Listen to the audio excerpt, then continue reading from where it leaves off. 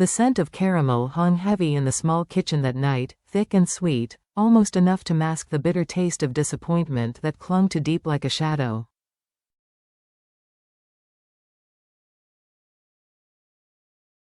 She stood by the counter, hands trembling, staring at the sugar bubbling angrily in the pan.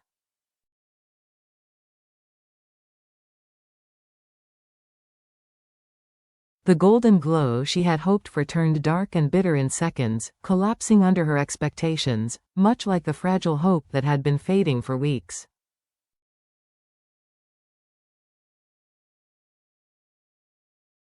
It was her fifth batch of the day, and the fifth failure. She exhaled sharply, leaning against the cool countertop.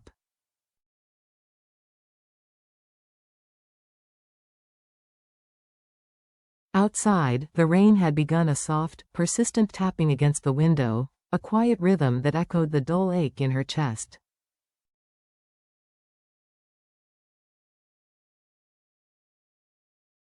She had dreamed of this for so long, a small candy company, a place where sweetness could bring joy to others.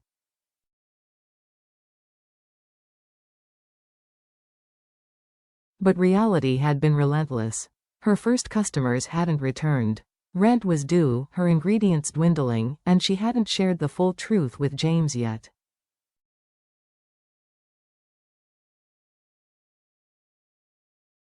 The door creaked open, and James stepped in, water dripping from his hair and clothes, his white shirt clinging to his frame.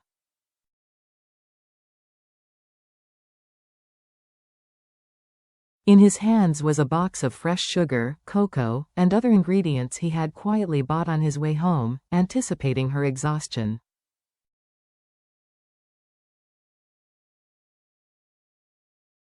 "Still awake?" he asked gently, his voice calm but firm, the kind that could soothe any storm.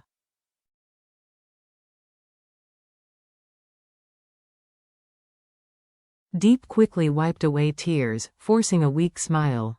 "I burned it again, maybe I'm not cut out for this."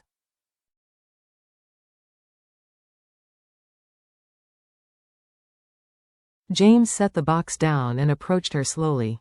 His eyes were patient, steady, the kind she had fallen in love with.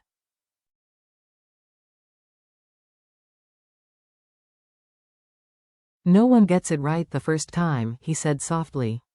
"Even the best chefs burn sugar before they create candy people remember."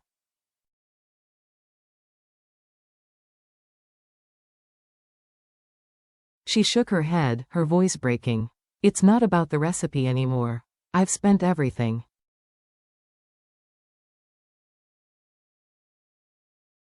"Rent's due next week. I thought I could do this alone, but I can't." James didn't speak for a moment.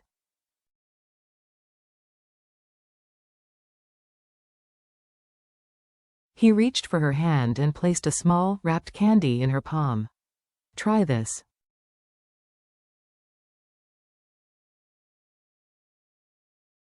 She unwrapped it slowly, revealing a slightly uneven lemon caramel glowing under the kitchen light.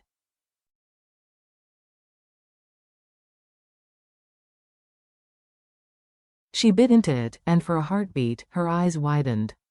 It wasn't perfect, but it was good.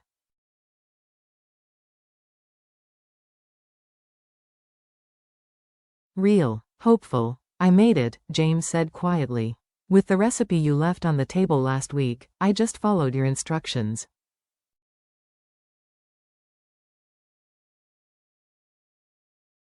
Diep stared at him, stunned.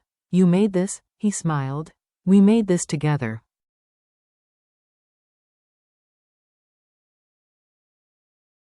Something inside her shifted, not from pain, but from relief. She leaned into his chest, inhaling the comforting warmth of his rain-soaked shirt.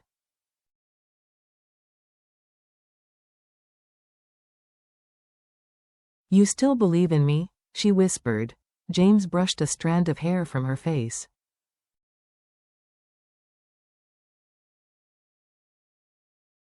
"I don't just believe in you. I believe in us. This company, this dream, it's not yours alone anymore."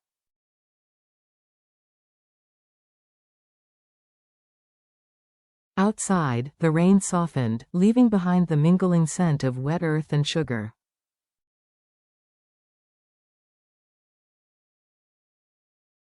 Surrounded by failed candies and the promise of new beginnings, Diep realized that maybe failure wasn't the end, it was the first step towards something sweeter.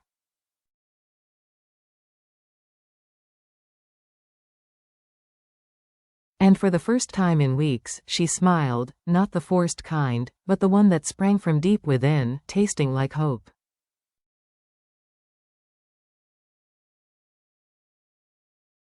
Morning arrived with sunlight streaming through the kitchen window, painting the room in golden warmth.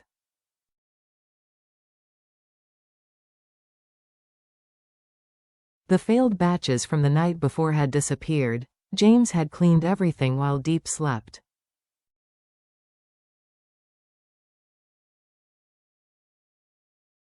In their place, a tray of freshly wrapped lemon caramels sat neatly, a small note atop. Every dream deserves a second try.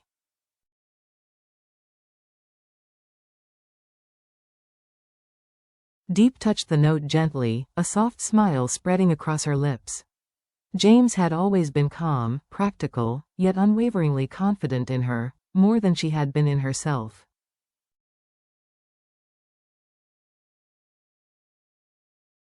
A few days later, they stood before a small, weathered storefront on the edge of town.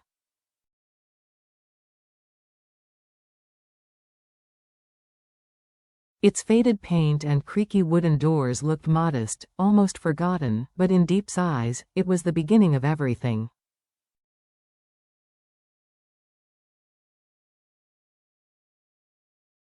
She imagined shelves lined with vibrant candies, the air rich with the scent of caramel and fruit.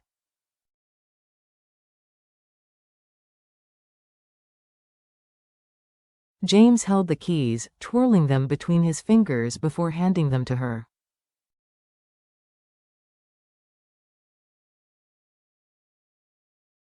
"You should be the one to open it first." She hesitated, then turned the key.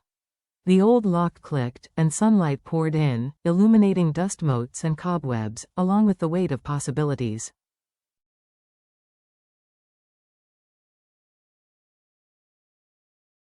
"It's not much," she murmured. "It's enough," James replied, voice steady, brimming with conviction.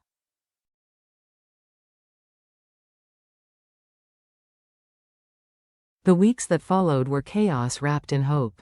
They painted walls a soft cream, hung shelves, and installed a second-hand candy machine James had found online.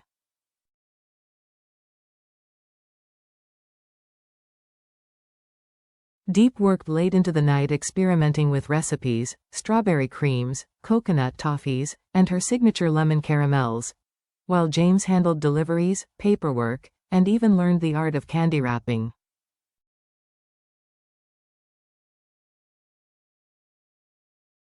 Yet, starting a company wasn't just about effort, it was about endurance. By the third month, cracks appeared again.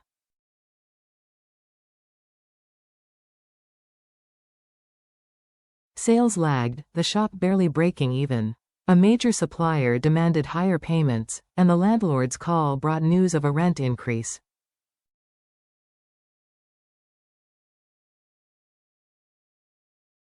Late one evening, Diep sat on the shop floor, surrounded by unopened boxes, her fingers sticky with sugar, eyes heavy with exhaustion.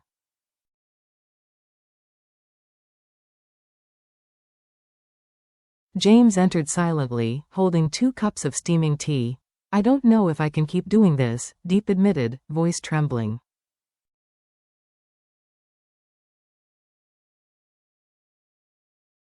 "Every day feels like fighting a battle I can't win. Maybe the universe is trying to tell me something."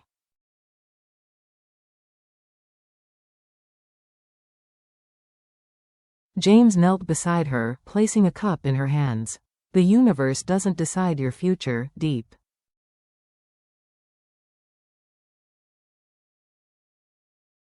You do." She shook her head. "But what if I fail again?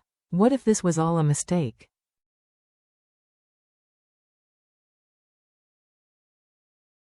He took her sticky hands in his. Then we fail together. But listen to me. Failure isn't the opposite of success.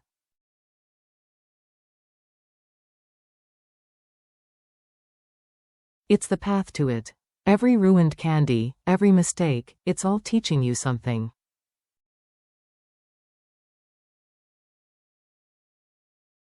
Don't stop now. His words hung in the air, soft, unwavering, powerful.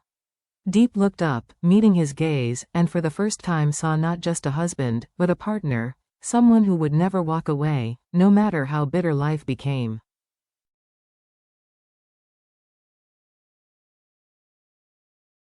That night, she rose again. Together, they stayed in the kitchen until dawn, testing flavors, perfecting recipes, and laughing through fatigue.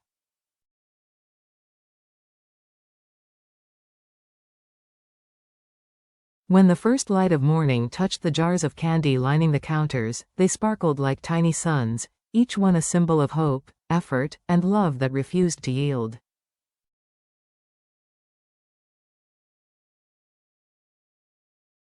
James handed her a piece. "Try this. It's yours." She tasted it, tears welling. "It's sweet," she whispered.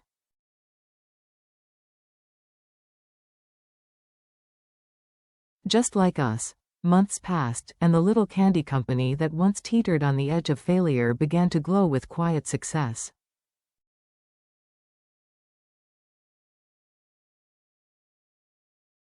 Diep's handmade treats found their way to local shops and cafes in nearby cities, her label, "Made with Love by Diep," becoming synonymous with warmth and authenticity.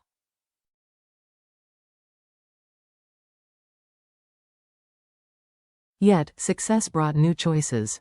One evening, as golden sunlight filled their kitchen, James placed a folder on the table.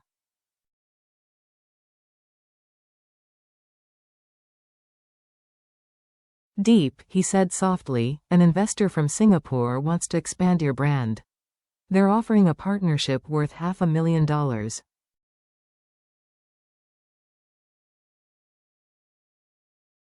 Diep froze. The sum was breathtaking, terrifying. "500,000, she whispered.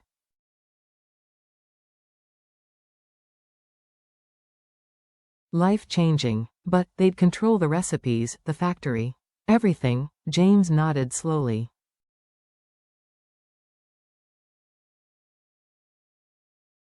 Scaling up, going global, but maybe losing the personal touch that makes your candy special.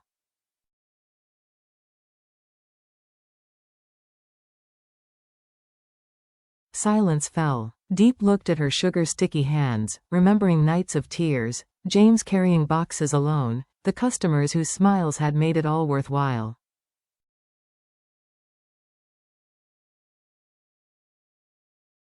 Finally, she lifted her gaze. "No, James. I don't want to lose what we built. I'd rather grow slowly, with love, than sell my dream for money."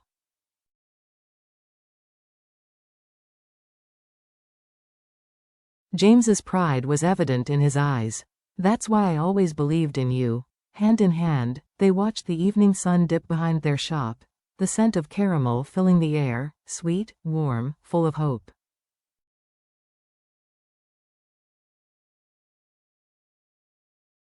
Diep realized then that success wasn't measured in money or fame, but in love, resilience, and the courage to stay true to oneself, even when the world offered shortcuts.